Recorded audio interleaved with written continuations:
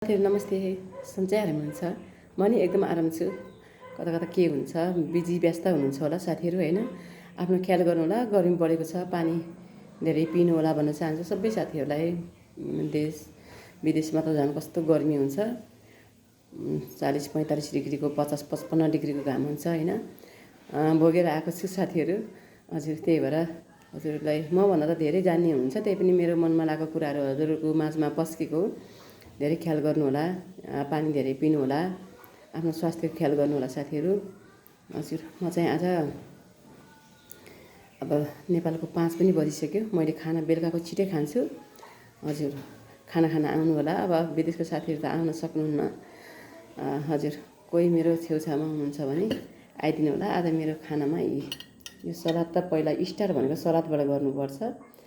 यो पुदिना हुन्छ, अनि अरू चाहिँ यो करी पत्ता, टुसा उम्रेको ऊ पनि छ, के अरे चना, अनि फेरि मुङको दाल। सलाद आइटम भनेपछि बुझ्नुहुन्छ, काँक्राहरू, गाजर, मुला, के अरे बन्दाकोपीहरू त्यस्तो के। हजुर, टमाटरहरू त्यस्तो छ बेलुकाको खानामा।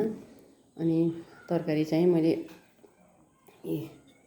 करेलाको तरकारी, हेर्नु त, करेलाको र भेन्डीको तरकारी, मुला के अरे पियाज, लसुन चाहिँ यतिकै खानु होला। लसुन चाहिँ यस्तै टोकेर खानु बान्नु होला, अलिकति आधा पगलाको बनाएर खानुपर्छ, स्वास्थ्यलाई फाइदा छ। यो करी पत्ता नि एकदम राम्रो साथीहरू, हातखुट्टा गलेको मलाई चाहिँ भयो है, यस्तो हातखुट्टा गल्ने। अनि यता कहिलेकाहीँ अब पङ्खामा, कहिले अब एसीमा सुतिन्छ, अझ पङ्खामा सुत्नेलाई त झन् दुख्छ जस्तो लाग्छ है मलाई। तर एसीमा सुत्नेलाई पनि गाह्रो हुन्छ, किनभने कहिले फिल हुन्छ नि त, यता कुइनो दुख्ने। तर मलाई यो पहिला यताको कुइनो दुख्थ्यो साथीहरू, यो करी पत्ता खाएपछि मलाई चवार भयो। हेर्नुहोस्, विदेशमै हो, यहाँ होइन दुख्ने। अब विदेशमा 18-19 घन्टा ड्युटी त गरिन्थ्यो नि त, त्यही भएर पनि दुख्न सक्छ। फुल एसी, अनि नेपालमा नि एसी नै सुतिन त।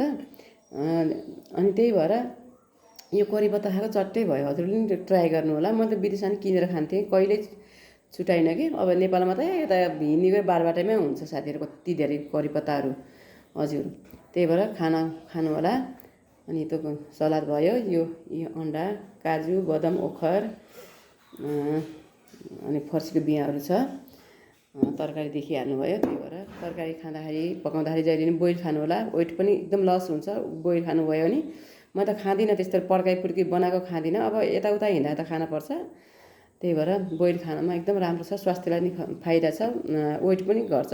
हाम्रो साथीभाइहरूले के गर्नु छ भने, हामीले के गर्छौँ अब, जिम जाने, जिमबाट गएर आएर पनि खाना लापरवाही खायो भने कहिले नि घटिन्न। हेर्नु, जिम जानै पर्दैन, किनभने हजुरले 40-45 मिनट हिँड्नुहोस्, अनि त्यसपछि यो सलाद, साग, तरकारी जे छ तरकारी त्यहीबाट स्टार्ट गर्नुहोस्, अनि खाना खानुहोस्। अब दाल मान्छे हामीले के भनिन्छ भने, हामीले आधा रोटी खाएको, आधा ढेँडो खाएको, आधा आटो खाएको भनेर हुँदैन। त्यो खाना कन्ट्रोल गरेर खायो भने बल्ल वेट लस हुन्छ, आफ्नो ज्यान पनि एकदम राम्रो, स्वास्थ्यलाई पनि फाइदा छ। धेरै खायो भने त फेरि त्यस्तै हो।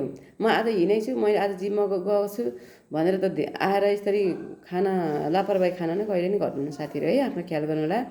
अब साथीभाइहरू सबै विदेशमा हुन्छ मेरो त। अब वरिपरिका कोही नजिकको छर छिमेकीहरू मेरो भिडियो हेर्दै हुनुहुन्छ भने, आसपासमा नजिकका हुनुहुन्छ भने आउनु होला है। खाना सँगै खानुपर्छ, इन्जोय गर्नुपर्छ। धन्यवाद, थ्याङ्क यू।